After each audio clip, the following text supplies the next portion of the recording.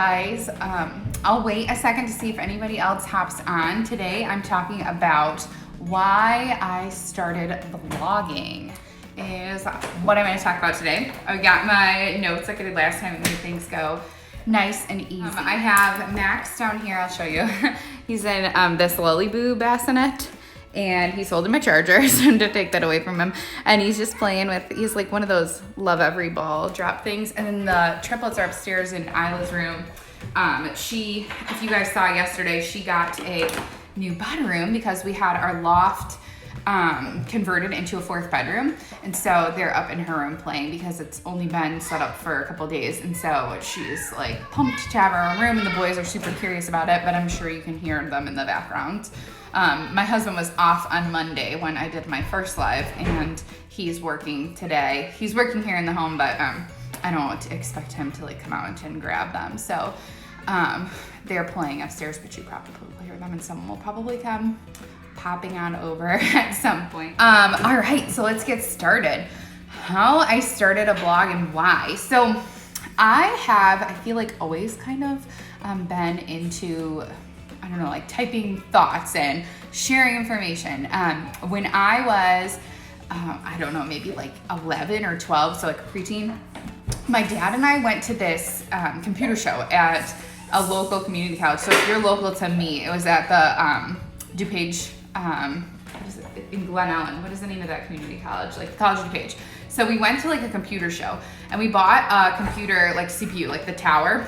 And then he worked at Northern Illinois University, and he salvaged like from a trash can, like a monitor, a mouse, and a keyboard. And he set it up in my bedroom. It didn't have internet, but I used to just like type like poems and all kinds of stuff like in Word, or like the Notepad like program on there all the time. And so when I was a teen and I got internet in my room, like an early teen though, not like when you could drive around to be with your friends. But I had, like I cannot remember for the life of me, but there was a website that you could use to like make websites, and I cannot remember the name of it, but I used to make like websites all the time. And so I think this has always been like an interest of mine. But now that I have like an actual story to tell, I guess, I have more to blog about. Once I became a teacher and I had, like I said, like a life to share about, I started blogging about my classroom. I had a speech pathologist that I worked with, and she really encouraged me to start writing about the things that I was doing in my classroom. And last week, or Monday, I talked a little bit about my classroom, but I taught students in the high school setting that had autism. And so we worked a lot on life skills and social skills. And so my blog was really about the things that I was doing with them to help them understand a lot of like social cues and just the world around them. And it was a fun place to share, but it never really gained like a lot of traction, and I didn't really know much about blogging at the time. So I think that it just, it was really just an outlet. And then we started trying to have a baby after we got married, and we were having a hard time. And I started an Instagram to kind of get community from some other women who were having the same fertility issues. And that was kind of my first like glimpse into using Instagram almost as like a microblog, like short little clips of blogging instead of long blog posts. And after we were able to get pregnant through IVF, we went to, it's a small story, but we went to a clinic, found out that our IVF worked, and then we went back the following week, and the first time they said we had one baby. We had put in 2 embryos, and one of them had taken. And then the next week we came in and they said that, actually both had taken, you're pregnant with twins and they're a die-die. So then the next week I went in and they were like, oh no, we're wrong again. You're actually pregnant with triplets. And that was when I started, just Googling and realized like lots of people had triplet blogs. And it kind of just instigated me to start another one because it was such a wild story, and I knew it was going to be something that our family and friends would want to follow. And that was really the motivation behind it, was sharing with family and friends. And so I documented every week from 7 weeks pregnant on, and I documented every week of the triplets' first year. and it became almost like their baby book. And I hope one day to be able to print it, but it never really was anything more than just sharing like updates on how the kids were doing or how the pregnancy was going. And it wasn't like an informational blog other than just keep people updated.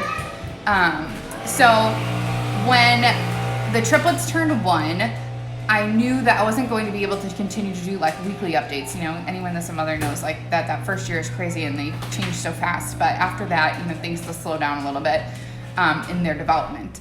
And so I decided to start kind of trying to merge like my teaching skills with being a mother of toddler triplets.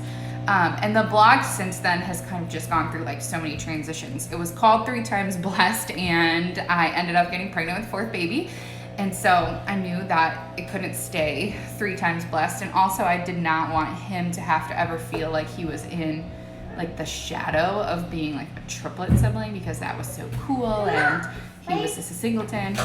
So my mom life was born, and really at this point, like it's just gone through so many transitions as our lives go through transition. And now, you know, the blog really is, it's almost new. I had started a new like domain name, and I've started sharing about just like our life, but not like about being triplet parents. I mean, I'll give tips and stuff on being a multiples mom, but it's more about like motherhood in general, and just our journey as a family. I think that we are kind of in transition as a family, so the blog is kind of in transition. So that's where we are now, and I feel like you know, we're at a place to kind of have like a story to share about, you know, simplifying things and decluttering. And I still am a multiples mom, and it still is unique. And I am a mom of, you know, I had 4 kids in 2 years, and that's like a unique story. So that definitely adds to the blog. And I'm at a point now where I'm ready to like take it to the next level. And so I've started to, can you say hi? Look, look, who's that on the camera? Is it Maxie? Here, your dose of baby in the morning. He has, he's cutting some teeth, so he's kind of cranky. And we all need haircuts so bad, right? So yeah, now I've taken some classes. I'm starting to learn a little bit more about blogging, like, and promoting it.